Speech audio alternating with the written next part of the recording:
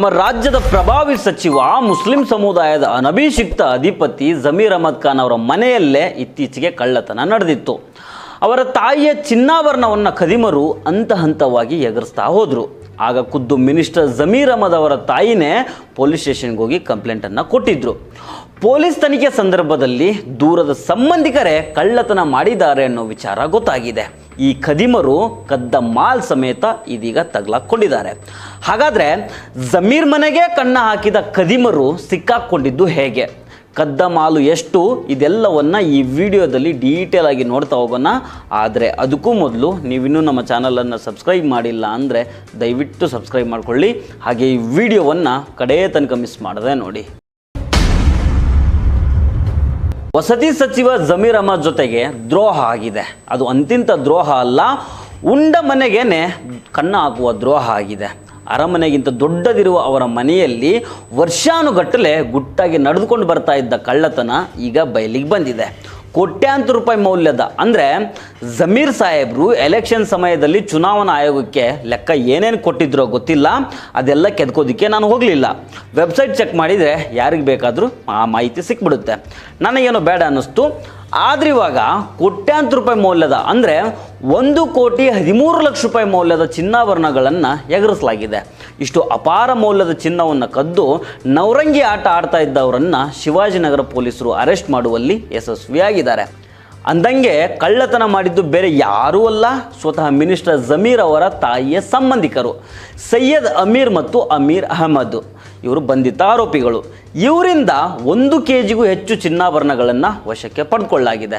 ಸಚಿವ ಜಮೀರ್ ಅಹಮದ್ ಖಾನ್ ಮನೆಯಲ್ಲಿ ಏಕ್ದಮ್ ಕಳ್ಳತನ ನಡೆದಿದ್ದಲ್ಲ, ಹಂತ ಹಂತವಾಗಿ ಗುಟ್ಟಾಗಿ ನಡೆದಿದ್ದ ರಾಬ್ರಿ ಕೇಸು. ಅಂದರೆ ಅವಾಗಿಷ್ಟು ಇವಾಗಿಷ್ಟು ಅಂತ ಬಂಗಾರವನ್ನು ಎಗರಿಸ್ಬಿಟ್ಟಿದ್ದಾರೆ. ಈ ಕೇಸ್ಗೆ ಸಂಬಂಧಪಟ್ಟಂತೆ ಸೈಯದ್ ಅಮೀರ್ ಮತ್ತು ಅಮೀರ್ ಅಹಮದ್ ಅನ್ನೋ ಇಬ್ಬರನ್ನು ಪೊಲೀಸರು ಅರೆಸ್ಟ್ ಮಾಡಿದ್ದಾರೆ. ಇದರಲ್ಲಿ ಸೈಯದ್ ಅಮೀರ್ ಎಂಬಾತ ಜಮೀರ್ ಅಹಮದ್ ತಾಯಿಗೆ ಹತ್ತಿರದ ಸಂಬಂಧಿಯಾಗಿರ್ತಾನೆ. ಈ ಸಂಬಂಧದಿಂದಾಗಿ ಮಿನಿಸ್ಟರ್ ಸಾಹೇಬ್ರ ಮನೆಗೆ ಆರಾಮಾಗಿ ಹೋಗಿ ಬಂದು ಮಾಡ್ತಾ ಇದ್ದ. ಡೈಲಿ ಮನೆಗೆ ಬಂದು ತೀರಾ ಒಳ್ಳೆಯವನ ರೀತಿ, ಸಾಚ ರೀತಿ ಬಿಹೇವ್ ಮಾಡ್ತಾ ಇದ್ದ. ಮನೆಯಲ್ಲಿ ಯಾರೂ ಇಲ್ಲದ ಟೈಮ್ ನೋಡಿ 2025ರಿಂದನೂ ಹಂತ ಹಂತವಾಗಿ ಸ್ವಲ್ಪ ಚಿನ್ನಾಭರಣಗಳನ್ನು ಎಗರಿಸ್ತಾ ಇದ್ದ. ಮನೇಲಿ ಏನಾದರೂ ಪ್ರೋಗ್ರಾಮ್ ಇದ್ದಾಗ, ಅಂದರೆ ಮದುವೆ ಸಮಾರಂಭಗಳು ಇದ್ದಾಗ ಚಿನ್ನವನ್ನು ಎಗರಿಸೋದು ಈತನ ಚಾಳಿಯಾಗಿತ್ತು. ಅದರಂತೆ ತನ್ನ ಸ್ನೇಹಿತ ಅಮೀರ್ ಅಹಮದ್ನ ಹೆಲ್ಪ್ ತೆಗೆದುಕೊಂಡು ಸುಮಾರು 1,13,00,000 ರೂಪಾಯಿ ಮೌಲ್ಯದ ಚಿನ್ನಾಭರಣಗಳನ್ನು ಕಳುವು ಮಾಡಿರ್ತಾರೆ. ಆಮೇಲೆ ಈ ಚಿನ್ನಾಭರಣಗಳನ್ನು ಅಡ ಇಟ್ಟು ದುಡ್ಡು ತೆಗೆದುಕೊಂಡಿರ್ತಾರೆ. ಇದಿಷ್ಟೇ ಅಲ್ಲದೆ ಆ ದುಡ್ಡನ್ನು ರಿಯಲ್ ಎಸ್ಟೇಟ್ ಬಿಸ್ನೆಸ್ನಲ್ಲಿ ಇನ್ವೆಸ್ಟ್ ಮಾಡಿ ದೊಡ್ಡ ಲಾಭ ಗಳಿಸುವ ಕನಸನ್ನು ಕಂಡಿರ್ತಾರೆ. ಅಂದಂಗೆ ಈ ಖದೀಮರು ಟ್ರಾವೆಲ್ ಬಿಸ್ನೆಸ್ ಕೂಡ ಮಾಡ್ತಾ ಇದ್ರು. ಆದರೆ ಕೋವಿಡ್ ಬಂದಮೇಲೆ ಈ ಬಿಸ್ನೆಸ್ನಲ್ಲಿ ಯದ್ವಾ ಲಾಸ್ ಆಗಿರುತ್ತೆ. ಹೀಗಾಗಿ ಲಾಸ್ ಆಗಿರೋ ದುಡ್ಡನ್ನು ರಿಕವರಿ ಮಾಡ್ಕೊಳ್ಬೇಕು ಮತ್ತು ಮಾಡ್ಕೊಂಡಿರೋ ಸಾಲವನ್ನು ತೀರಿಸಬೇಕು.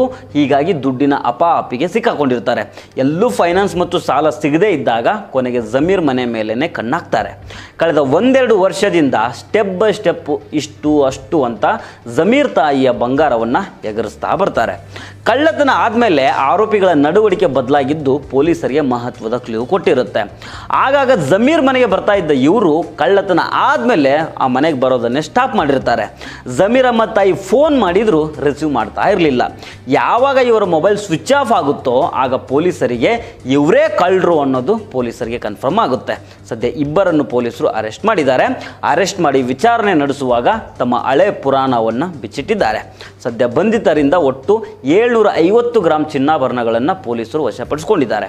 ಒಟ್ಟಿನಲ್ಲಿ ನಂಬಿಕಸ್ಥರೇ ಬಂದು ಇಲ್ಲಿ ಬತ್ತಿ ಇಟ್ಟಿದ್ದಾರೆ. ಶಿವಾಜಿನಗರ ಪೊಲೀಸ್ ಸ್ಟೇಷನ್ನಲ್ಲಿ ಈ ಬಗ್ಗೆ ಪ್ರಕರಣ ದಾಖಲಾಗಿದೆ. ಇದಿಷ್ಟು ಈ ಕೇಸ್ ಬಗ್ಗೆ ಸಿಕ್ಕಿರೋ ಮಾಹಿತಿ. ಇನ್ನು ಮಿನಿಸ್ಟರ್ ಜಮೀರ್ ಅಹಮದ್ ಕಳೆದ 2023ರ ಅಸೆಂಬ್ಲಿ ಚುನಾವಣೆಯ ನಾಮಿನೇಷನ್ ವೇಳೆ ಎಲೆಕ್ಷನ್ ಕಮಿಷನ್ಗೆ ಕೊಟ್ಟಿರೋ ಗೋಲ್ಡ್ ಅಸೆಟ್ ಲೆಕ್ಕ ಎಷ್ಟು, ಈಗ ಕಳುವಾಗಿದ್ದು ಎಷ್ಟು ಅನ್ನೋ ವಿಷಯವನ್ನು ನಾನು ಇಲ್ಲಿ ಡಿಸ್ಕಸ್ ಮಾಡೋದಕ್ಕೆ ಹೋಗೋದಿಲ್ಲ. ಅದನ್ನೆಲ್ಲ ನಿಮ್ಮ ವಿವೇಚನೆಗೆ ಬಿಡ್ತಾ ಇದ್ದೀನಿ. ಮತ್ತೆ ಭೇಟಿ ಆಗ್ತಿರೋಣ. ನಮಸ್ಕಾರ.